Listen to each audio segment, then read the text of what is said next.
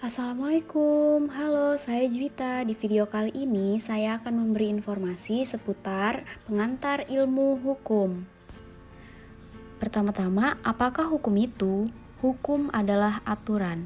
Hugo de Groot atau yang biasa dikenal Grotius berpendapat, law is a rule of moral action obliging to that which is right, yang artinya hukum adalah suatu aturan tindakan moral yang tunduk kepada keadilan. Maksudnya adalah aturan itu harus adil, jika dilanggar akan diberikan sanksi. Seorang ahli dari Jerman yang bernama Immanuel Kant menyatakan pendapatnya, yang artinya bahwa sama saja para sarjana mencari definisi tentang hukum. Dari definisi di atas dapat kita tarik kesimpulan bahwa mencari definisi hukum yang dapat berlaku secara umum itu sulit. Mengapa? Karena masalah yang dicangkup oleh hukum begitu luas sehingga masing-masing orang hanya dapat mengemukakan definisi menurut sudut pandang mereka masing-masing. Jadi kesimpulannya, hukum adalah sekumpulan aturan di suatu wilayah negara masyarakat bertujuan untuk mengatur, untuk mewujudkan perdamaian, keadilan, dan ketertiban. Jika dilanggar akan mendapatkan sanksi. Dari mana asal mula hukum? Hukum berasal dari norma-norma dan kaidah. Berikut penjelasannya. Hukum bermula dari kodrat manusia sebagai makhluk sosial, yaitu makhluk yang selalu ingin hidup bersama dengan manusia lainnya. Manusia mempunyai kepentingan yang berbeda-beda, akibatnya menimbulkan pertikaian serta perpecahan. Maka dari itu diperlukannya kaidah-kaidah dan norma untuk meminimalisir pertikaian dan perpecahan. Norma-norma dalam kehidupan dapat disusun sebagai berikut. Norma-norma kehidupan dibagi menjadi dua, norma non-hukum dan norma hukum. Norma non-hukum terdiri dari norma kepercayaan, yaitu ajaran-ajaran agama dan keyakinan hidup tiap orang yang mengajarkan bagaimana orang tersebut harus bertindak bersikap sesuai kepercayaan yang dianutnya. Kemudian, norma kesusilaan ialah norma yang selalu mengingatkan seseorang dalam batinnya untuk selalu hidup baik, teratur, dan tertib. Dan yang ketiga, norma kesopanan ialah segala sesuatu yang menjadi pedoman setiap orang dalam bersikap, bertindak terhadap orang lain secara baik, tidak menyinggung perasaan orang lain. Sedangkan norma hukum yaitu segala sesuatu yang menjadi pedoman bagi setiap orang untuk bersikap, bertindak yang baik dalam bidang hukum, dalam arti selalu selaras dengan peraturan hukum yang berlaku.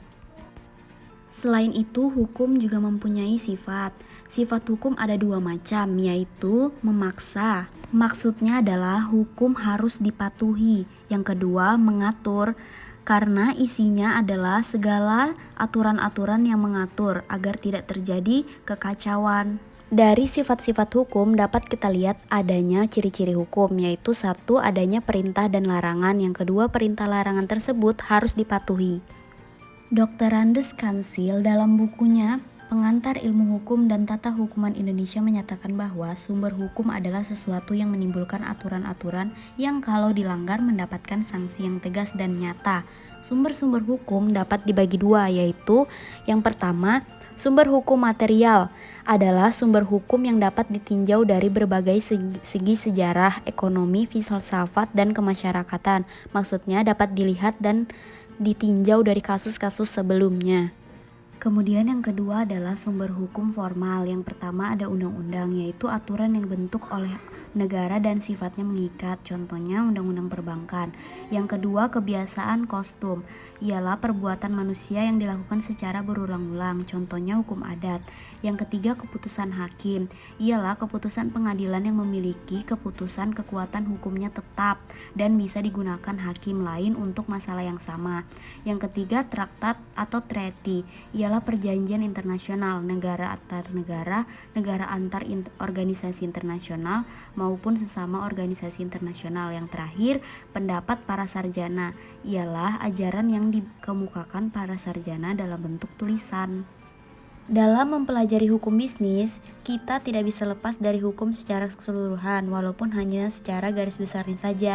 Maka ada baiknya kita mengetahui sedikit mengenai istilah-istilah dalam hukum. Seperti yang pertama ada subjek hukum, ialah orang, perorangan, atau badan hukum yang berdasarkan hukum telah mempunyai hak dan kewajiban atas sesuatu yang tertentu, sesuatu yang bisa dikenakan hukum. Yang kedua ada objek hukum, yaitu segala sesuatu yang menjadi sasaran pengaturan hukum di mana segala hak dan kewajiban subjek hukum berkaitan di dalamnya. Contohnya benda-benda ekonomi, gedung-gedung, dan sebagainya. Yang ketiga, perbuatan hukum adalah setiap perbuatan subjek hukum yang dapat menimbulkan akibat. Contohnya mengadakan perjanjian atau kontrak. Yang keempat, unifikasi hukum adalah suatu langkah penyeragaman hukum atau penyatuan hukum untuk diberlakukan bagi seluruh bangsa di suatu wilayah negara sebagai hukum nasional negara tersebut. Contohnya KUHP Undang-Undang Nomor 1 Tahun 1974. Terakhir, kodifikasi hukum adalah suatu langkah pengitapan atau penulisan hukum ke dalam suatu kitab. Sekian penyampaian materi tentang pengantar ilmu hukum. Semoga materi yang saya sampaikan bisa bermanfaat bagi kita semua. Terima kasih, saya Juwita Sudirman. Jangan lupa subscribe.